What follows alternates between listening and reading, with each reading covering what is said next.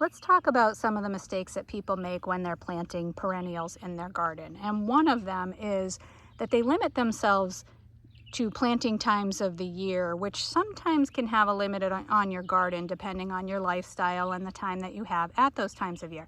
So the most common times of year to plant perennials is probably the spring, followed second by the fall. Both of those are good times to plant.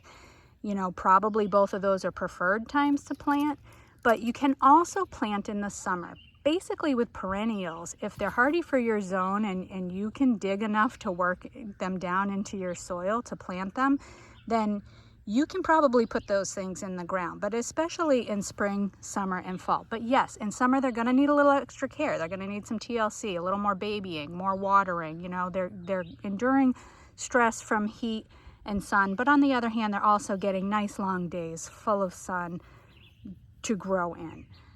One of the bigger mistakes that people make, first of all, you want to check the zone on your plant, make sure that it's hardy for your zone, and then you also want to make sure that you're following the light requirements for the plant. It's not a good idea to try and force things in light where they shouldn't be living. Some plants have more flexibility and can be, even though it maybe is recommended for partial shade, maybe it can live in the sun, but that's really something that you want to look at before you choose the location, and make sure that you're giving it the right location, give it the right type of soil that it needs. If you need to amend that soil and increase, say, some organic matter in there, if it's something that likes a loamy, rich soil, then you need to do that.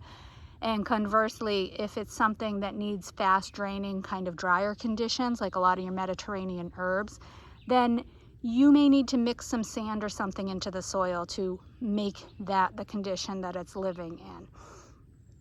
And then moving on, when you're actually planting, at planting time itself, one of the bigger mistakes that people make is really not doing the watering enough. And I'm not talking about just after planting, I'm talking about when you plant. So when you plant, you want to take this pot and you want to fill it up good, fill it right to the top here with water, let that drain through. You could even do that a couple of times. And then go let that sit for a few minutes. Say do that before you dig its hole, so that this plant has time. You can see that this plant is not wilted at all. It's got some good pressure in there, leaf structure. Give it time to soak up so that it's well hydrated, because once it's in that new hole, it's gonna take a little bit before it kind of stretches out its roots and gets back up to snuff in accessing the water and moisture in the ground. The other thing that you want to do when you dig the hole for this, you want to fill that hole with water. And again, potentially even do that a couple of times. This is not a time to worry about whether you're overwatering your plant or your hole. This is a time to give it extra water so there's plenty of moisture there for this thing to survive. So by watering the planting hole as well as the pot, you are moistening all the ground around it, and that means that ground is not going to be stealing that moisture away from your plant soil once that gets in the ground. You'll have a nicely balanced level of moisture in the ground, and your plant will be able to survive and hold on to what it has when it's not quite able to reach out into that surrounding area and access more water. And then of course, after, you want to keep it watered. You want to check on it daily. If you don't have moisture about an inch below the soil, you need to water. Some of that's going to depend on whether or not you're getting rain and how much. So that's something you're going to have to make some judgment calls on. Obviously, observe the plant. If it's looking wilted, time to water. Just, remember that you just put fresh plants in the ground, and keep up with the water. You need to do that for about 4 to 6 weeks. And then over that time, you'll start to gradually back off. So in the first 2 weeks, you might be watering every day or every other day, depending on the time of year and your rainfall.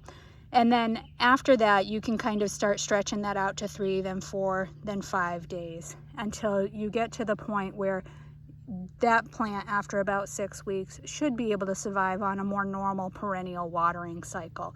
And again, at that point, that's a judgment call you have to make, whether or not you have to water your perennials or not. A lot of perennials don't require quite as much water as the annuals that we plant, and they have deeper, larger root structures, so they're accessing more groundwater deep in the ground. But again, that depends on your location, your plants, and a lot of other factors. But you know, these and the other things mentioned in the article are all good tips and things to avoid when you're planting, or things to make sure that you do. You know, don't make these mistakes, and you'll set your perennials up for a long life and good success.